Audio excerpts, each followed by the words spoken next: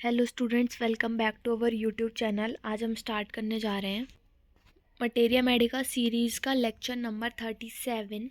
और अब हम पढ़ेंगे वोविस्टा लाइकोपर्डोन। लास्ट लेक्चर में हमने पढ़ा था वोरेक्स विनेटा। तो अब हम पढ़ेंगे वोविस्टा लाइकोपर्डोन। स्टार्ट करते हैं। वोविस्टा लाइकोपर्डोन, इसका कॉमन नेम है puff ball. It has a marked effect on the skin, producing eruption like eczema, also upon the circulation, predisposing to hemorrhages, marked languor and lassitude, adapted to stammering children, old maids with palpitations and tetry patients. Stage of numbness and tingling in multiple neuritis, asphyxia due to charcoal fumes. तो जो वोविस्टा लाइकोपर्डोन है, इसका marked effect कहाँ पे होगा? Skin पे eruptions produce करेगी, जैसे कि एक्जिमा, और सर्कुलेशन पे भी इफ़ेक्ट शो करेगी। प्रीडिस्पोजिंग टू हेमरेज के लिए प्रीडिस्पोज्ड है। मार्क्ड लैंग्योर एंड लेजिट्यूड दोनों देखने को मिलेंगे। Adapted to stammering children. अब कॉन्स्टिट्यूशन बताया, बच्चे कैसे होंगे? Stammering children. स्टैमरिंग मतलब जो हकलाते हैं। Old maids with palpitation. Old maids के लिए अच्छी मेडिसिन है जिनमें पैल्पिटेशंस देखने को मिलते हैं। एंड टेटरी patients. Stage of numbness and tingling in multiple neuritis. तो मल्टीपल न्यूराइटिस में क्या, नमनेस की स्टेज के लिए या फिर स्टेज ऑफ टिंगलिंग के लिए अच्छी मेडिसिन है। Asphyxia due to charcoal fumes. और जिन लोगों को एस्फिक्सिया की प्रॉब्लम है ड्यू टू चारकोल फ्यूम्स, जो कि ऐसी जगह काम करते हैं जहाँ बहुत ज़्यादा चारकोल फ्यूम्स हैं, उसकी वजह से एस्फिक्सिया हुआ है, तो हम सोचेंगे वोविस्टा लाइकोपर्डोन पफ वॉल को। तो अब सिम्टम्स देखते हैं माइंड से। माइंड में क्या दिया है? Large sensation large sensation feel होगा। ऐसा लगेगा कि बढ़ रहा है, ब्रेन एलार्ज हो रहा है, माइंड एलार्ज हो रहा है। Awkward everything fall from the hand sensitive. Awkward होगा, बहुत ज़्यादा रहेगा ऑकवर्ड, और हर एक चीज़ हाथ से छोड़ देगा। फॉल फ्रॉम द हैंड्स, बहुत ज़्यादा सेंसिटिव है तो ऑकवर्डनेस देखने को मिलेगी। और चीज़ें ड्रॉप कर देगा हाथ से, तो इंक्लाइन टू ड्रॉप थिंग्स कह सकते हैं, जैसे एपिस में देखने को मिला था हमें। मतलब जो इसके हैंड्स हैं वो इतने पावरलेस हैं कि उससे ऑब्जेक्ट गिर जाएगा। ठीक है।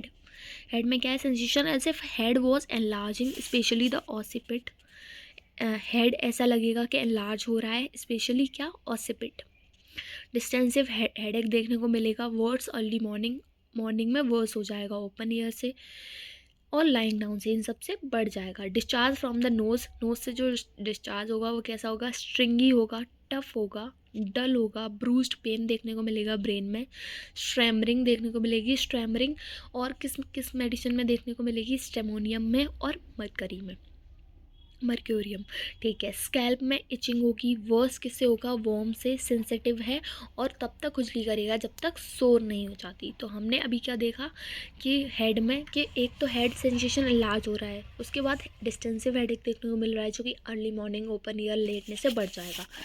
नोज से जो डिस्चार्ज हैं वो कैसे? स्ट्रिंगी हैं, टफ हैं, और डल और ब्रूस्ड पेन होगा ब्रेन में। स्टैमरिंग देखने को मिलेगी। ठीक है। स्कैल्प इची होगी और बहुत ज़्यादा खुजली करेगा जब तक सोर नहीं हो जाएगी। फेस में देखें, scarf and crust about the nostril and corner of mouth. Corner of mouth पे और नोस्ट्रल्स के चारों तरफ स्कर्फ्स और क्रस्ट जमा हो जाएगा, वो देखने को मिलेगा। लिप्स चैप्ड, जो लिप्स हैं वो चैप्ड हो जाएंगे। Bleeding of nose and gums. नाक से और गम से नोज़ और गम ब्लीड करेंगे, खून आएगा। Cheeks and lips feel swollen. जो चीक्स हैं और जो लिप्स हैं वो स्वोलन फील करेंगे। Acne worse in summer due to use of cosmetics. जो एक्ने हैं वो समर्स में ज़्यादा वर्स हो जाएंगे, और किसकी वजह से वर्स हो जाएंगे? कॉस्मेटिक्स ज़्यादा यूज़ करने की वजह से एक्ने वर्स हो जाएंगे, एक्ने होंगे या फिर। ठीक है। स्टमक में क्या है? Sensation of a lump of ice in the stomach में लंप ऑफ आइस देखने को मिलेगा। Intolerant of tight clothing around the waist. और ये इंपॉर्टेंट है कि जो ये वोविस्टा है वो अपने वेस्ट के चारों तरफ टाइट क्लॉथिंग बर्दाश्त नहीं कर सकता।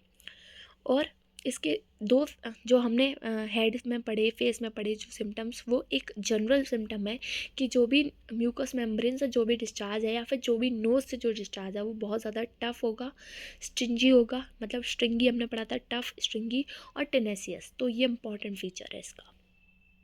ठीक है। फिर उसके बाद हमने पढ़ा था कि टीथ से गम से ब्लड आ रहा था, तो ये भी इंपॉर्टेंट है। इसमें हेमरेज भी देखने को मिलेगी, चाहे वो एक्सट्रैक्शन ऑफ टीथ के बाद हो या वुंड्स से हो या फिर नाक से ऊपर खून आएगा तो हेमरेज देखने को मिलेगी, ये भी है। ठीक है। फिर उसके बाद है एब्डोमेन। एब्डोमेन में क्या है, colic with red urine. Red urine के साथ कोलिक पेन होगा, तो यूरिन कैसी होगी, रेड, यानी कि हेमेटूरिया। हेमरेज है तभी तो यूरिन में ब्लड आ रहा है, हेमरेज टेंडेंसी है। रिलीव बाई ईटिंग, ईटिंग से आराम मिलेगा। मस्ट बेंड डबल, डबल हो जाएगा दर्द की वजह से। Pain around the umbilicus, umbilicus के चारों तरफ पेन होगा। Stitches through the perineum radiating towards the rectum and genital.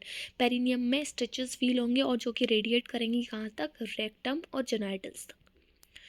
अब है रेक्टम। रेक्टम में क्या है, chronic diarrhoea in old people. Old people में क्रोनिक डायरिया देखने को मिलेगा। Words at night and early morning, रात को बढ़ जाएगी और अर्ली मॉर्निंग में भी बढ़ जाएगा कंप्लेन रेक्टम की, जो भी कंप्लेंट्स है। फिर उसके बाद है फीमेल। फीमेल में क्या है, diarrhoea before and during menses. During menses या फिर मेंसेस से पहले डायरिया देखने को मिलेगा। Menses too early and profuse, menses बहुत ज़्यादा अर्ली होंगे, प्रोफ्यूज होंगे, मतलब मेनोरेजिया की कंडीशन होगी।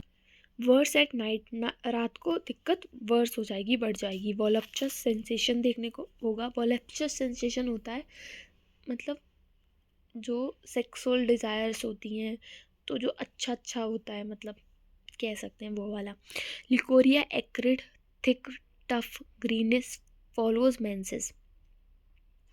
लिकोरिया एक्रिड होगा, थिक होगा, टफ होगा, ग्रीनिश होगा, क्योंकि सारे डिस्चार्ज कैसे हैं, टफ हैं, स्ट्रिंगी हैं, टेनेसियस हैं, और मेंसेस को फॉलो करेगा। Can't be a tight clothing around the base, ये हम देख चुके हैं।